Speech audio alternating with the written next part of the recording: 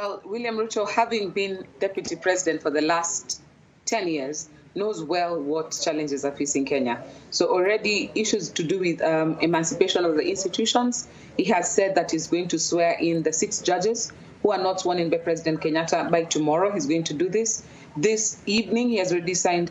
He's going to sign an executive order delinking the police service from the office of the president. So he has already embarked on the emancipation of the institutions, because institutions, when they're strengthened, then they're able to do that which they're intended to do by law. But of course, there is the hustler dream. People are asking, when is the hustler fund coming in? When is the cost of living going down? So the expectation from the public is very high. And you could see even from his new standard, the presidential standard, one of the things that's curious is that it has a little wheelbarrow on it. I think he always wants to remind himself that he came on the promise of raising the lives from the bottom up. So that's where I expect he's going to start his next 100 days in office, I think. Now, even with a petition at the Supreme Court seeking to nullify his win, he had already intimated that he had no time to waste. He was looking forward to forming the next government. What caliber of men and women are Kenyans likely to see included in his cabinet? The thing about William Ruto that anybody knows him or is going to tell you is that he's indefatigable. He's the kind of person who is always on the go. He starts early, he works until late, and he works non-stop. So I expect you're going to see a cabinet that is very switched on, very on point.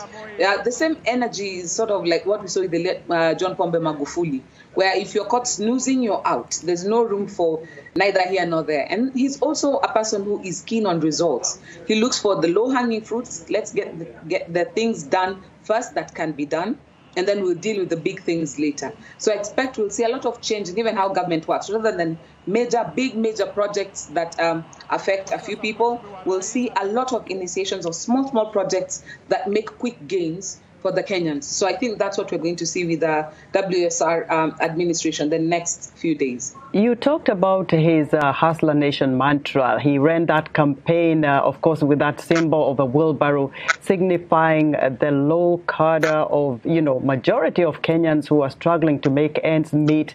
What do Kenyans expect him to do first to be able to feed their families? The price of maize meal has been high. It's been unaffordable.